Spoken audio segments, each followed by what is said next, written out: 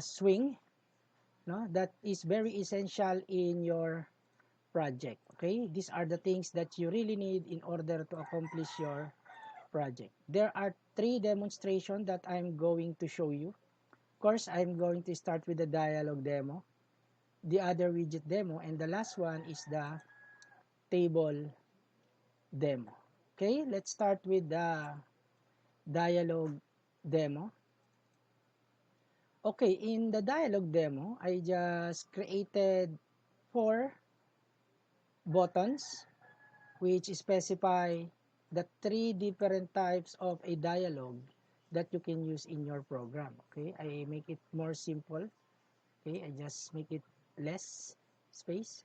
Okay, of course, I name it as button dialog, button is no dialog, button list dialog, and button input dialog. Okay, these are the 4 types of dialog box that you can use. Okay, now I'm going to run the program so that you'll be able to see the output of this code. Okay, again, this is my dialog. Okay, try to drag it down here. Okay, when I click the simple dialog button, as you can see, it's just a simple dialog wherein it has a message, an icon, and of course the title bar here, and of course the OK button. That's a simple dialog, meaning if you want to say something to your user, you can use the dialog button to attract its attention.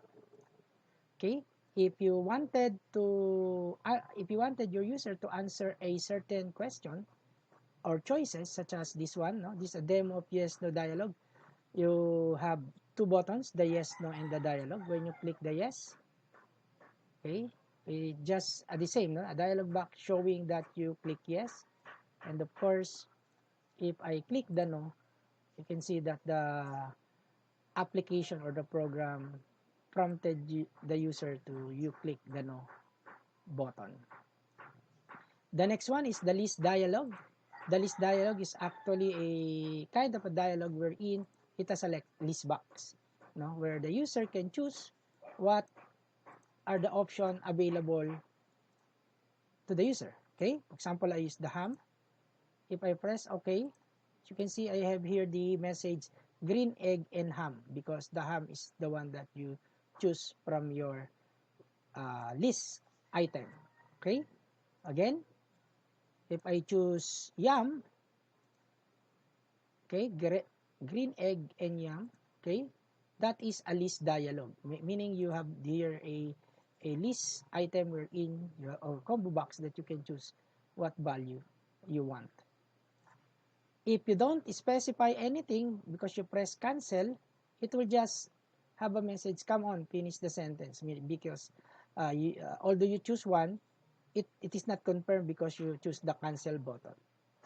Okay, the next one is also the same, input dialog. The only difference is you can type. For example, I'll be typing cheese here in my input box. When I press OK, it will complete, no? Green egg and cheese and OK.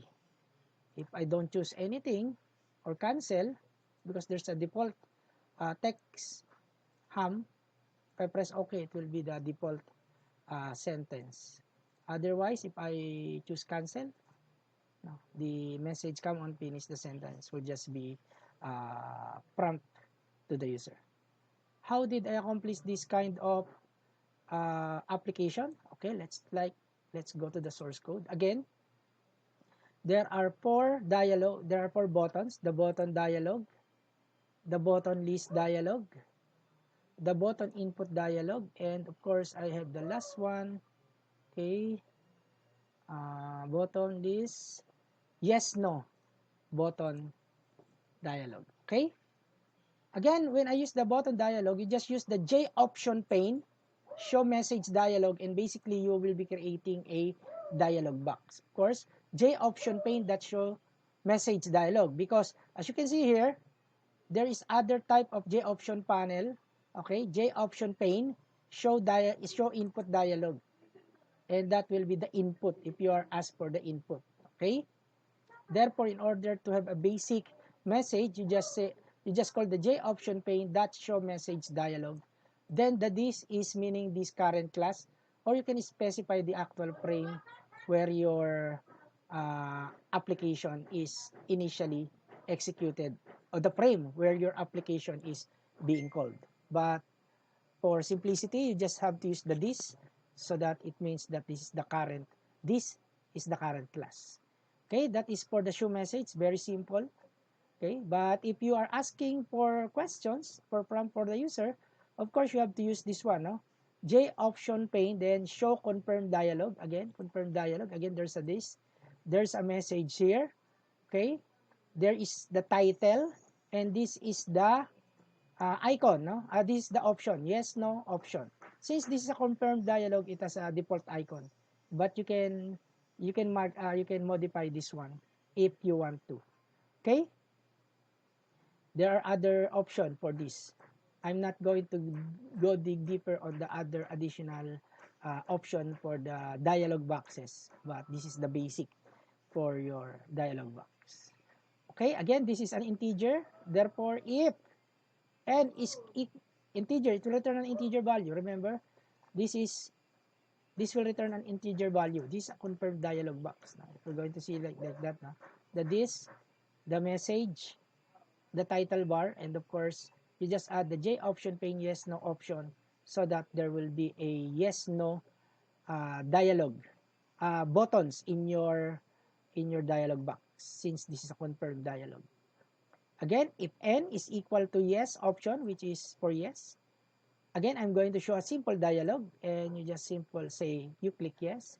If no, just simply show a message to the user that telling that you click the no button. The next one is the button list dialog. Okay, since this is a list box, we should create a list, an object array. No, this is an object array. Remember, it's an object array. Then I name it the possibilities. These are the possibilities, that option that the user can have. Of course, if you wanted to add some option, you can add another string here. Okay, of course, if you want, you can add this. For example, peanut. Don't have the P, no? A butter na lang. Okay, the butter. Okay. Then, you have the message. This is the message again. This is the complete the sentence, backslash n, new line. Green egg, backslash n. Then the customized dialog, that is the title bar. Then again, the plain message is your the message that will be showing. Null is you don't have the icons. Okay, since this is a J option pane, then possibilities is the options. Since this is a show input dialog, these are the input. Okay, then of course the default is the ham. Now, if s, again, it will return a string, is not equal to null and length is greater than 0, meaning you choose, no? You click OK. Then Gen option pane will simply show this simple dialog box. No? Green egg, and of course the one that you choose from your button, from your drop-down list. If not, again, come on, finish the sentence. Same thing with the built list dialog. No? The only difference is that you don't have any possibilities here. No? The message is there, plain message. The null for the icons and the null for the the actual object where the user can choose is removed. If it is null, therefore, it just the user should input a value. If this has a value of array, this will be shown as combo box on your dialog box. Again, the ham is the default value for your text box. Again, if s is not equal to null, meaning the user choose OK, then this message will be shown. If not, a message showing come on finish the sentence will be shown to the user. Okay, I'm going to run this program again because I add the butter in my option. Okay, again, this may, I think here, dialog. Oh, there's the butter now. Okay, there's the butter now. Of course, if I choose the butter and press OK, green eggs and butter is shown. Okay? Okay, next demonstration is other widget demo. In other widget demo, I have several widgets that will be navigating to. Okay, going to choose this one. Okay, of course, we have the button group. Okay, the checkbox, the list box, and the radio button. And of course, it is my combo box. I'm going to show my combo box here. Okay, that's my combo box. These are some of the widget that you will be using in your program. Very helpful. Okay, button group. Remember in Android, when we say mutually exclusive, the radio button, okay, the radio button is mutually exclusive, meaning you cannot choose two value at the same time because radio button should have only one value. Okay? In order to do that, you should drag a radio button, a radio group in your, okay, that is in your frame. As you can see, the button group will not be shown in your navigator, no? It doesn't have a layout on your frame, but it's actually there to group date to group widget that you're going to set for mutually exclusive, and basically that is radio button. Okay, now I'm going to select three radio button. As you can see here, I have three radio button: radio button 1, radio button 2, and radio button 3. Okay, to accomplish mutually exclusive, you have to choose each button or radio button, and on the properties, okay, on its properties on the left side, look at the properties. Okay, you look at the button group because the radio button has a property button group, and look for the button group that you define on your frame or in your frame. Okay, then choose that, and basically now you have a radio button wherein only one can be choose. Okay, and you can use that to check your button. Okay, I'm going to run my code so that you'll be able to see how the radio button work. Okay, here's my code again. Radio button 3 selected because that is the else statement later I'm going to discuss to you. Okay, radio button 1, ayun. Radio button 1 selected. Radio button 3 selected, and again for my radio button 3, radio button 3 is selected. For the combo box, this is the combo box. No? Rico, CJ, you choose CJ. Erica, again, I'm using the dialog box to simple dialog box to show to you that the dialog box is, the combo box is working. Same thing with the list box. Okay, and of course, same thing with the checkbox. See, I choose mail. If I don't choose anything, doesn't show anything. But if I choose mail, okay, the mail text is shown using your message dialog box. Okay, how did I accomplish this? Okay, let me show to you the code.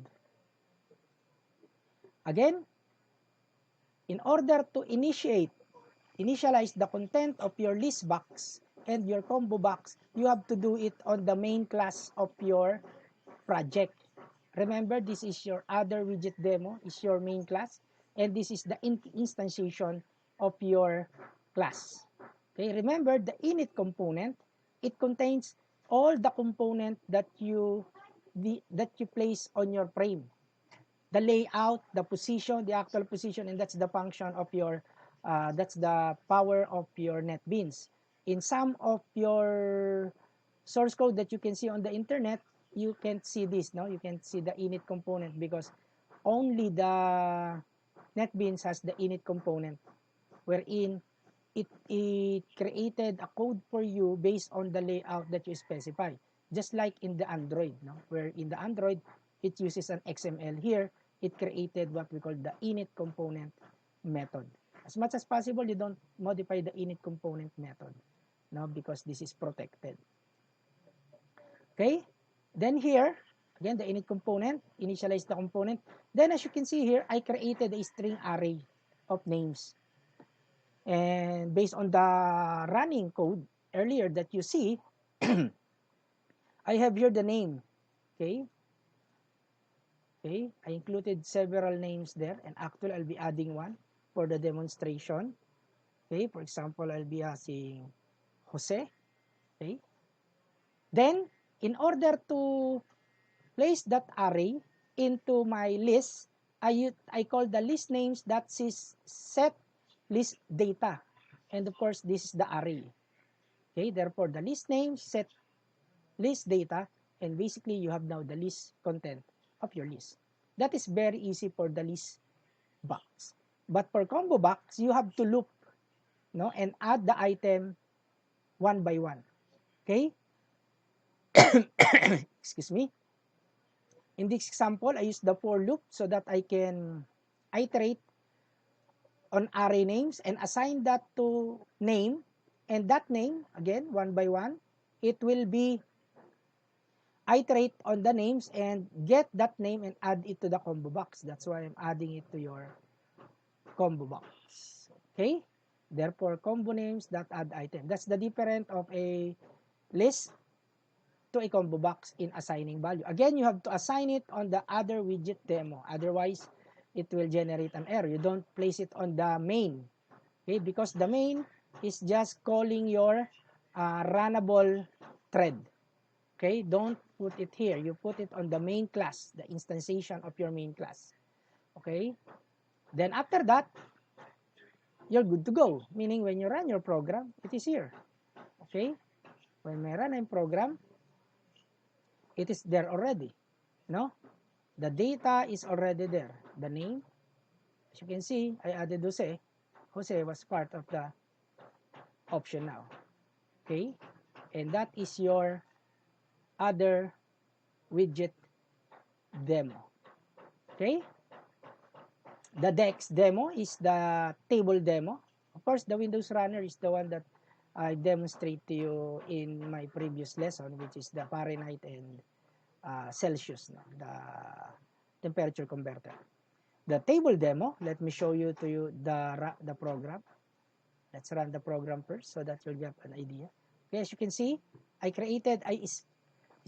explicitly show you how to create a table because I know you need to do this in your program. No? You need to accomplish this one. As you can see, I have here list, no? And the list is placed on my table.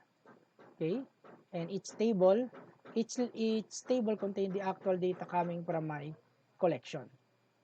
This comes from my collection. Okay, again, as you can see, this is my table. As you can see, even in my code, I use the MVC because I have a model here. You know, that is model student. Okay, the model student contained the first name, last name, gender, and course, and basically I created a instantiation of my student wherein I can immediately place the value for each field on my model. Okay, now we look at the code of my table demo.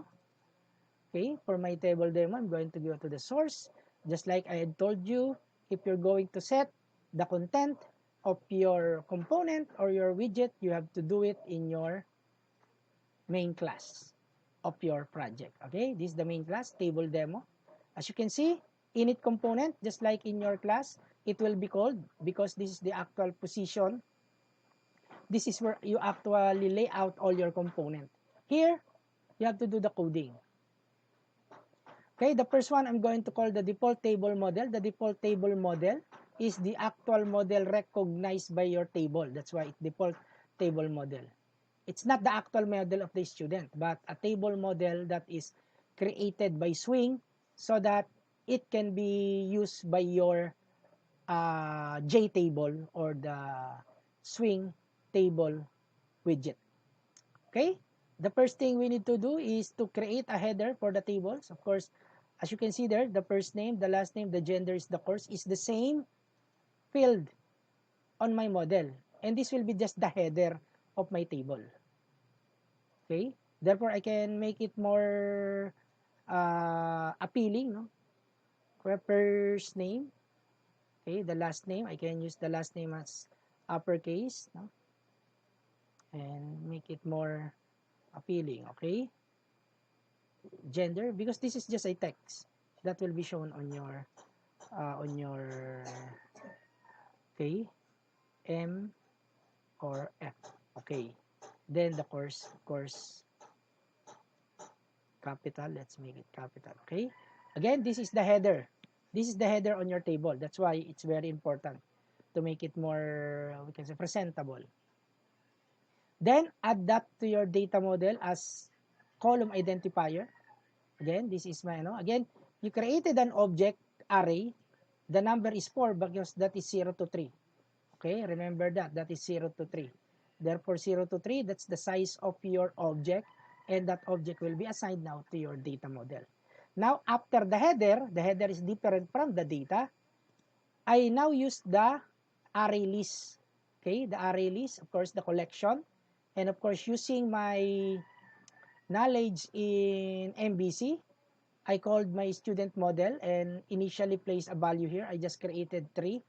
Okay, 3 record or 3 student. No? Of course, Rico Chavez, male IT. This is for first name, last name, gender, of course, and of course, course. Should follow the same format. Again, name, first name, last name, gender, program. Okay, if you wanted to add more, I can add another. I'm just going to copy this one. Okay. Then I'm going to call this as student 4. Okay, that's student 4. Then I would name this siguro, let's say Maria de la Cruz. Okay, de la Cruz. Okay, female. Okay, sabihin na natin siyang CPS or COE. Okay. Now you have student 4, but the student 4 is not yet added on my collection. Okay, again, I add each student is added to my collection. Of course, I'm going to add now my student 4. Okay. And this is student 4. Just say F, then autocomplete. Okay, now there's student 4. Then, again, just like in my column header or the column identifier, I would create an object, this time for data. Again, in your collection, in your JTable, you should have the column header and the actual data coming from your model. Okay, and this is your model, student list. Again, object data, that is object 4. I'm creating a 4 object or array of object with the size of 4. Then I'm going to use the list iterator so that I can iterate on the student object. Or I can use here the for loop na lang. No? Pwede rin naman for each. But basically, I'll be using the list iterator. Again, list iterator, I will calling that as student iterator. Then instantiate the list iterator. Then using the while has next so that it would not go beyond the number of collection. Then from that, I instantiate the student S and call the iterator for each student, meaning it will get the data from my list. Okay, it's a collection. Then from that, I will get the first record, and that is get first name, get last name, get course, and so on. Then I would add that row, I would add that data to my data model as one row. Therefore, I have now a column, label, and row, the actual data. And the actual data is coming from my model using the array list and of course this using the student model.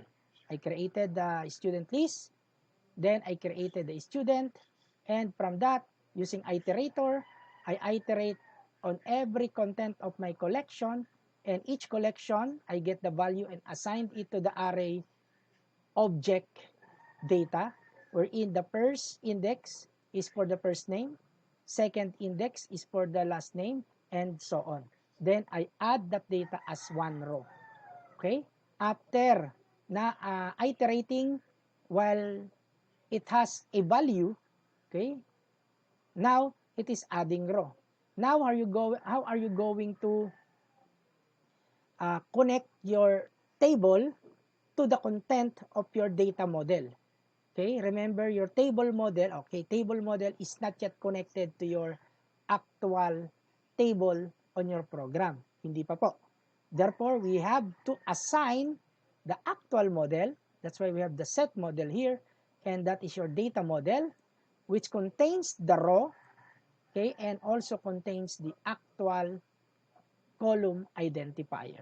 Okay, that is how this table works. Then, I'll be saving that, and let's try to run our table demo.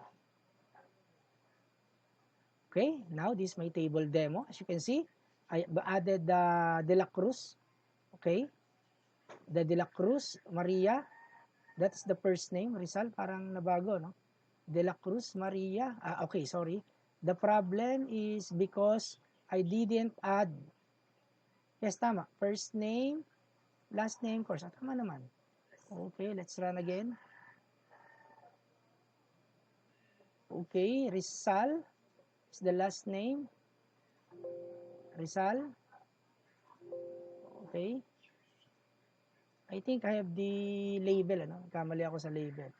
It should be first name, last name, first name, last name. Okay, first name, last name, first name, last name. Tama naman. Okay lang, okay? Di-label na lang. Okay, when you run our program, parang nabaliktad yung Jose. Ba't napunta rito yung Jose? Okay, gender, course. Yung gender din, gulo. Okay. There is a problem. Okay, data 0, data 1, data 2, student 4, student 4, first name, last name. Okay naman, bakit nagkaroon ng, okay lang. Okay, we just have to use the, okay, again, that is the model, add the data, and that's the object. And that is how you're going to implement. Now, in order to select, okay, in order to select the, okay, in order to select the actual data in your row, you can use the mouse click. Student table, this is the actual student table, then mouse click. Then get the row. Remember, the get selected row, get the actual row, and the column, get the actual column. Then, J option pane, show message, simple dialog. Then this student table, get value at row here and column. Sir, what if I wanted to show the all of the column? Of course, you need to specify the selected column. For example, column 1, 2, 3, and 4. You have to specify the specific value. Okay, I think I'm missing something here because the value was mixed, no? Although first name, maybe on the student. Oh, yun, the student. No? I make the actual position, last name, first name, gender, and course. No, of course, you can change that. No, this will be last name, first name, gender, and course. Therefore, we have to change that in our table demo. Therefore, this should be the last name. Okay? Or I can change it on the class na lang. No? Palitan natin to. This will be the first name. Okay? Okay, and this will be the last name, and this will be the, I think this is the course, course, and this will be the gender. Okay, you see, no, that is the power of MVC. I only modify this class, and basically it will roll over to everything here. No, instead of modifying this one by one, I only modify the class, no, by changing the first name, last name, course, and gender. And let us see if the output now is good. Yes, no? Yes, it's good now, no? Of course, the first name, the last name, the gender, and of course, the course. No? That's the power of, that is very good about, that's what good thing about the object-oriented programming, and of course using the model view controller design pattern. Okay, of course, I just explicitly give you only basic. No, as future programmer, you can further enhance this to make it better. No, by adding some features on the table, other dialog boxes, and of course some label on your output. And basically, that will be your that will be onto you. That will be your design. That will be your creativity. No, will come. This is where your creativity will come in accomplishing your final project for this course. Okay, again, this code, the package, no, the swing demo will be shared in the canvas so that you can download it, and of course use this and modify it so that you're going to have a good idea on how to implement your program using the GUI, the other widget that you can use, of course the dialog box, and of course the table. You can also try to look at the menu look demo that is included in the class, but I'm not going to discuss it to you. You have to find out how to add a menu in your program if you wanted to. Okay, thank you very much. I think this in my demo here for the advanced topic on swing programming. And of course, if you have some questions, you can text me or you can buzz me, which is already been posted on the Canvas page. Again, good afternoon and happy online learning.